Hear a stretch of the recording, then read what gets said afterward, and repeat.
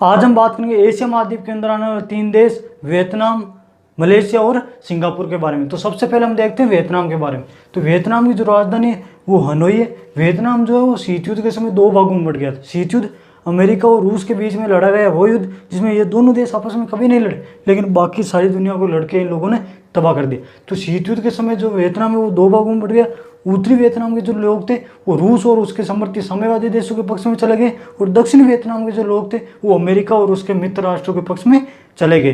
जिस प्रकार कोरिया 2 भागों में नहीं बटा था क्या, उत्तरी कोरिया और दक्षिण कोरिया, उसी प्रकार वियतनाम जो है, वियतनाम के जो उत्तरी भाग के जो लोग थे वो रूस और उसके समर्थी साम्यवादी देशों के पक्ष में चले गए, और दक्षिण वियतनाम के जो लोग थे वो अमेरिका और मित्र राष्ट्रों के पक्ष में चले गए। और इन दोनों वियतनामों को जो अलग करती थी रेखा, उसे कहा गया 17 डिग्री समांतर रेखा। तो ये भी याद रखना, उत्तरी वियतनाम और दक्षिण वियतनाम को कौन सी रेखा अलग करती थी, तो 17 डिग्री समांतर रेखा जो है वो उत्तरी वियतनाम और दक्षिण वियतनाम को अलग करती थी।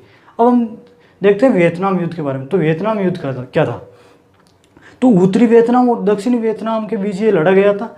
ये युद्ध जो है 1955 से 1975 यानी 20 सालों तक ये युद्ध चला था। ये युद्ध सामान्य युद्धों की तरह ये युद्ध भी लड़ा जा रहा था, लेकिन आग में घी का काम किया छोटे से देश लाओस ने क्या किया कि उत्तरी वियतनाम के जो समर्थी देश थे उनको कह दिया कि आप मेरी ज़मीन पे आके युद्ध लड़ सकते हो।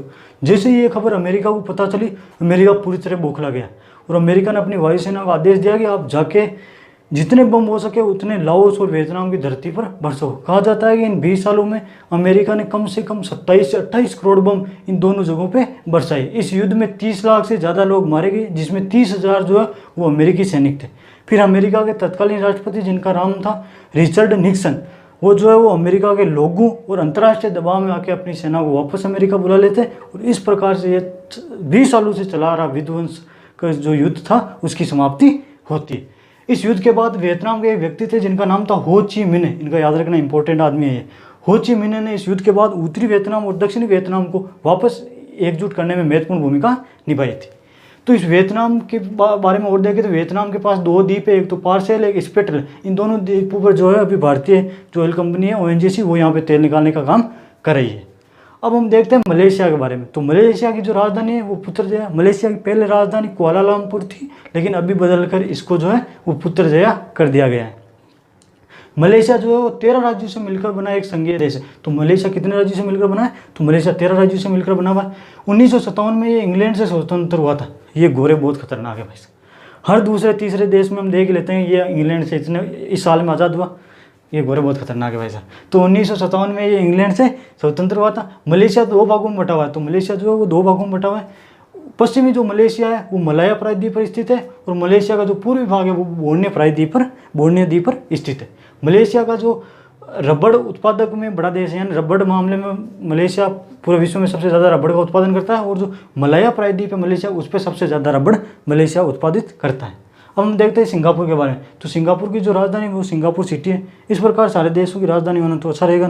जैसे सिंगापुर की राजधानी सिंगापुर सिटी, मलेशिया की राजधानी मलेशिया सिटी, वियतनाम की राजधानी वियतनाम सिटी, याद करने में भी आसानी रहेगी, लेकिन ऐसा करते नहीं है। तो सिंगापुर की राजधानी सिंगापुर सिटी है। सिंगापुर जो है वो 1965 में मलेशिया से स्वतंत्र हुआ था। तो सिंगापुर मलेशिया से कब स्वतंत्र हुआ, तो 1965 में ये मलेशिया से स्वतंत्र हुआ।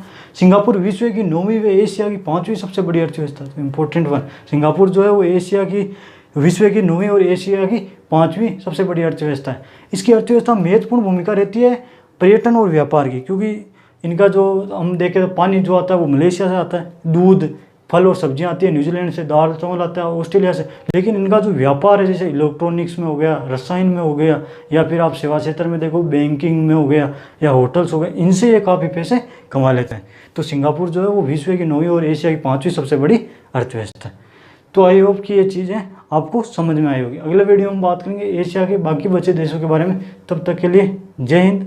आप लीजिए इसका स्क्रीन शॉट।